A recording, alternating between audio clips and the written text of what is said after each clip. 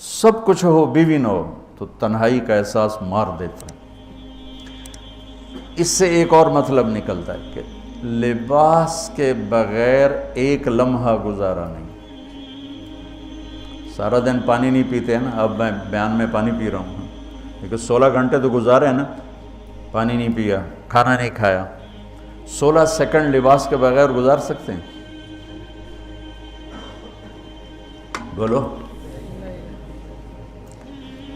کوئی بھی کمرے میں نہ ہو، تم تنہا ہو، تم کپڑے اتارو تو تم اپنے آپ کو عجیب فیل کرو گے، تم خود اپنے آپ کو چادر میں چھپانے کی کوشش کرو گے۔ ان لباس ایک ایسی زبردست ضرورت ہے بلا دلیل کہ تم تنہا کمرے میں بھی کپڑے اتارو تو تم اپنے آپ کو عجیب سا محسوس کرتے ہو۔ اس سے پتہ چلا کہ بیوی کے بغیر کوئی زندگی نہیں ہے اور خامد کے بغیر عورت کی کوئی زندگی نہیں ہے۔ یہ ہمارا بدبخت معاشرہ ہندی کہ کسی بچی کو طلاق ہو جائے وہ گل سڑ کے مر جاتی، اس کی شادی نہیں ہوتی۔ کوئی جوان بچی بیوہ ہو جائے وہ سسک سسک کے مر جاتی، اس کی شادی نہیں ہوتی۔ کوئی 40-50 سال کا ہو جائے مرد، اس کی بیوی مر جائے، کوئی اس کو لڑکی دینے کے لیے تیار کوئی نہیں۔ اور لباس کا لفظ بتاتا ہے کہ شادی کے بغیر انسان ننگا ہے، اور ننگے انسان کا کوئی کہیں بھی گزارا نہیں ہے۔ لفظ لباس بتاتا ہے کہ ہم اس چیز کو رواج دیں کہ شادیاں ہوں، بیوہ کی شادی ہو، مطلقہ کی شادی ہو، کوئی کس کی بیوی مر جاتی ہے۔ حضرت ابن مسعود کا فرمان ہے اگر میری موت میں 10 دن باقی ہوں تو بھی میں شادی کر لوں گا اگر میری بیوی مر جائے تو۔ ابو ہریرہ کہتے ہیں اگر میری زندگی میں 7 دن باقی ہوں اور میری بیوی مر جائے تو میں 1 ہفتہ بھی شادی کے بغیر نہیں رہوں گا، میں شادی کر لوں گا۔ تو ہم ایک ہندی معاشرے سے متاثر ہیں جہاں بیوہ کی کوئی سنوائی نہیں، مطلقہ کی کوئی سنوائی نہیں، اور کوئی جوان بھی 2-4 بچے ہیں اور بیوی مر جائے تو اس کی کوئی شادی نہیں ہے، وہ سسک سسک کے وہ بلک بلک کے زندگی گزارتے ہیں۔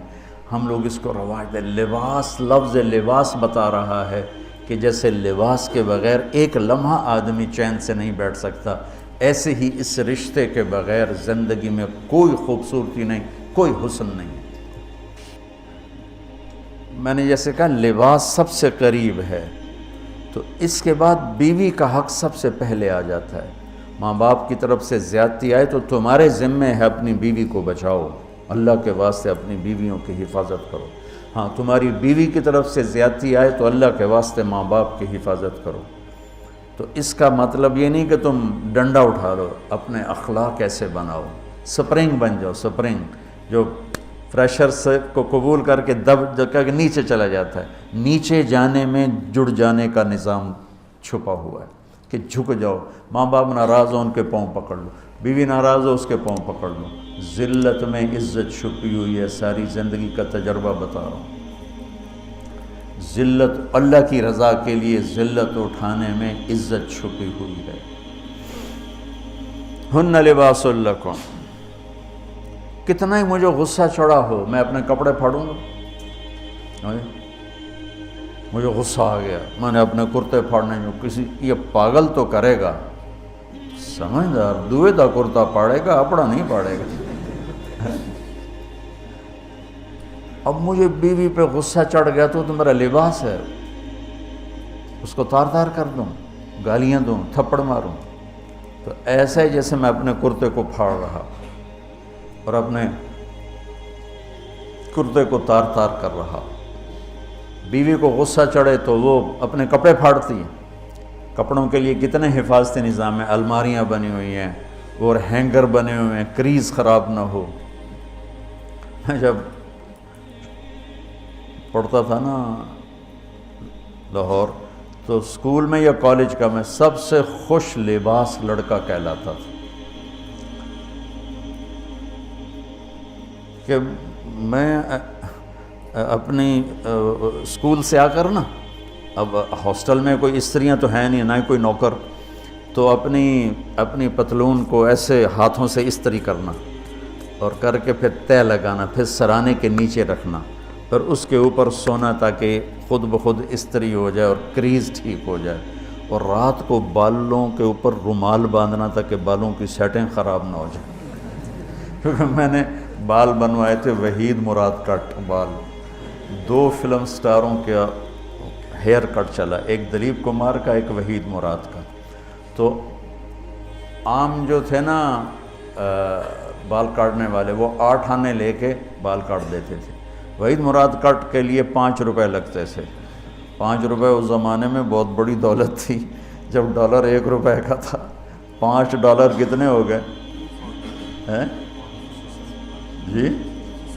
500 سے اوپر ہے۔ تو یوں سمجھو کہ وہ 5 روپے دے کر وحید مراد کٹ بنتا تھا، تو پھر میں وہ اوپر رومال باندھتا تھا کہ سوتے ہوئے میرے بالوں کا ہیئر سٹائل خراب نہ ہو جائے۔ ایک چھوٹا سا بچہ ہے لیکن اپنے لباس کو کیسے حفاظت کر رہا ہے، کریز ٹھیک کر رہا ہے، سرانے کے نیچے رکھ رہا ہے اور اس کو صاف ستھرا رکھ رہا ہے۔ ہم کھاتے ہوئے کیا کرتے ہیں، آگے اگر کپڑے نئے پہنے ہوں تو آستینیں چڑھا لیتے ہیں کہ کہیں کوئی شوربہ، کچھ سالن ادھر نہ لگ جائے، ادھر نہ لگ جائے۔ میں جب بھی بیٹھتا ہوں تو میری بیوی کہتی ہے آستینیں چڑھاؤ، آستینیں چڑھاؤ، لگ نہ جائے۔ اور آگے ہم کیا کرتے ہیں، تولیہ رکھتے ہیں، نیپکن رکھتے ہیں، رومال رکھتے ہیں۔ بڑے بڑے ہوٹلوں میں جاؤ تو پہلے وہ ساتھ رکھا ہوتا ہے کہ کوئی کھانے کا ذرہ گرے، سالن کا کوئی قطرہ گرے تو آپ کے کپڑے خراب نہ ہوں۔ ہم کیچڑ میں جا رہے ہوں تو ہم اپنے پاؤں گندے کر لیتے ہیں، کپڑے گندے نہیں ہونے دیتے۔ اپنے شلوار اوپر کر لیتے ہیں، پتلون اوپر کر لیتے ہیں، پاجامہ اوپر کر لیتے ہیں۔ تو جب کہیں سے کوئی آنے لگے ایسی ناگواریاں تو اپنے اوپر لے لو، بیوی پہ نہ آنے دو۔ ہم کپڑا بچاتے ہیں یا پاؤں بچاتے ہیں؟ کپڑا بچاتے ہیں، شلوار اوپر ٹانگ لیتے ہیں، کرتے کو یوں سمیٹ لیتے ہیں۔ تو جتنا کیچڑ ہے حالات کا، واقعات کا، اخلاق کا، وہ کیچڑ اپنے اوپر لے لو، بیوی کو بچا لو۔ اور بیوی کیا کرے، وہ جتنا کیچڑ ہے حالات کا، واقعات کا، ناگواریوں کا، اپنے اوپر لے لے، خامد کو بچا لے۔ لباس کا اور کیا کام ہے، یواری سواتکم، یہ تمہارے عیب چھپاتا ہے۔ تو میرا کام کیا ہے، میں بیوی کی کمیاں چھپاؤں، ڈھنڈورا نہ پیٹوں۔ بیوی کا کام کیا ہے، خامد کی کمیاں چھپائے، ڈھنڈورا نہ پیٹے۔ دوسرا کام کیا ہے لباس کا، وریشہ، لباس مجھے خوبصورت بناتا ہے۔ یہ ایک واحد رشتہ ہے جو زندگی کو خوبصورت بناتا ہے۔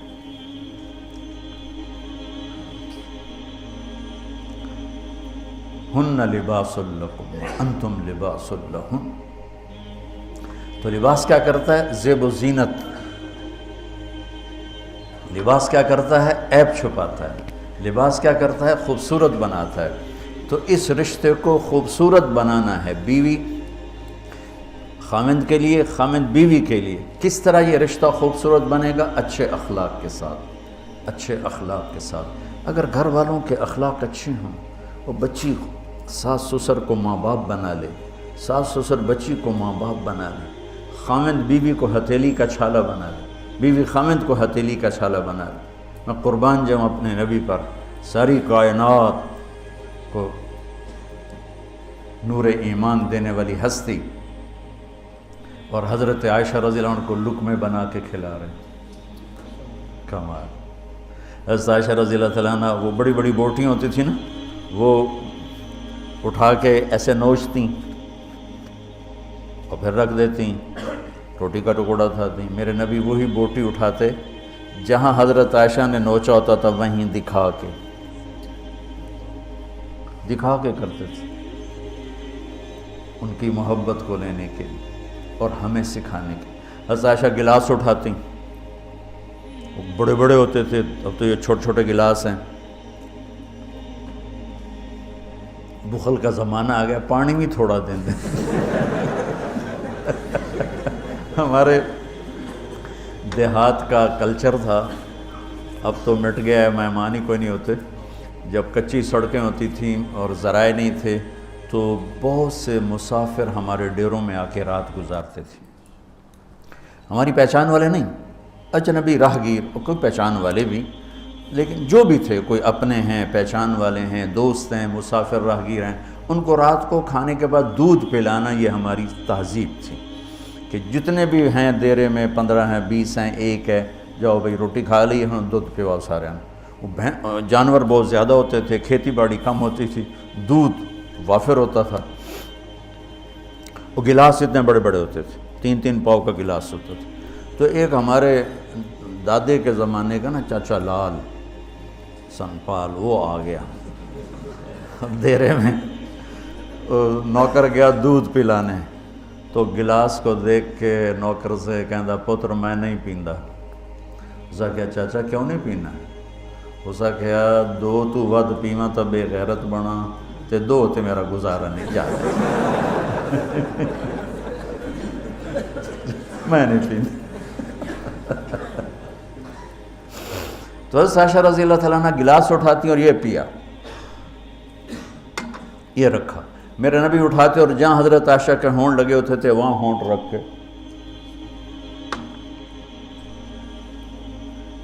یہ زندگی سکھائی ہے۔ یا عائشو، کیا محبت سے بولا عائشہ نے، یا عائشو، یہ عاشقانہ انداز ہے، محبوبانہ انداز ہے۔ یا حمیراء، عائشہ آؤ دوڑ لگائیں۔ عائشہ مجھے پتہ چل جاتا جب تو میرے اوپر ناراض ہوتی ہے۔ حضرت عائشہ نے کہا وہ کیسے؟ کہ جب تو میرے اوپر ناراض ہوتی ہے نا تو یہ نہیں کہتی مجھے رب محمد کی قسم، تو کہتی مجھے رب ابراہیم کی قسم۔ جب تو میرے اوپر راضی ہوتی ہے تو کہتی ہے مجھے رب محمد کی قسم، اور جب تو میرے اوپر ناراض ہوتی ہے تو کہتی مجھے رب ابراہیم کی قسم۔ کہ یا رسول اللہ صلی اللہ علیہ وسلم نام ہی آپ کا نہیں لیتی، میرا تو دل آپ پہ کیا، میری جان قربان ہے آپ پر۔ عرب کے ماحول میں اظہار عشق عیب تھا بیوی سے، ہاں معشوق سے اظہار عشق ساری شاعری بھری پڑی۔ تم نے شعراء جاہلیت پڑھو یا بعد کو پڑھو، بھری پڑی۔ وَهَلْ تَبْكِينَ لَيْلَا إِذَا مِتُّ قَبْلَهَا وَقَامَ عَلَىٰ قَبْرِ النِّسَاءُ النَّوَائِحُ لَيْلًا كَمَا لَوْ أَصَابَ الْمَوْتُ لَيْلًا بَكَيْتُهَا وَجَادَ لَهَا دَمْعًا مِنَ الْعَيْنِ صَافِحُ وَأَغْبِطُ مِنْ لَيْلًا بِمَا لَا أَنَالُهُ بَلَا كُلُّ مَا قَرَّتْ بِهِ الْعَيْنُ طَائِعُ وَلَوْ أَنَّ لَيْلًا، دیکھو لیلہ 4 شعر ہیں، لیلہ ہر شعر میں لیلہ۔ وَلَوْ أَنَّ لَيْلَ الْأُخَيْلِيَّةَ سَلَّمَتْ عَلَيَّ وَدُونِي جَنْدَلٌ وَصَفَائِحُ لَسَلَّمْتُ تَسْلِيمَ الْبَشَاشَةِ أَوْ زَقَى إِلَيْهَا صَدًا مِنْ جَانِبِ الْقَبْرِ سَائِحُ۔ وہ بڑے زور شور سے لیلہ لیلہ لیلہ اپنے اشعار میں کہہ رہا ہے،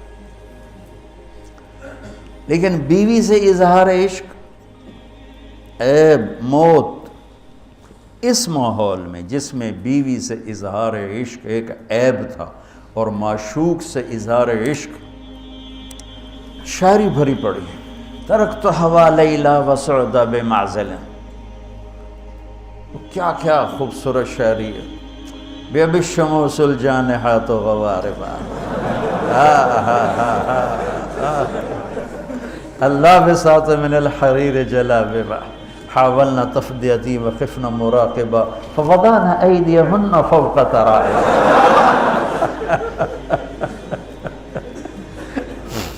عرب کی شاعری بھری پڑی ہے عشق و معشوقی سے۔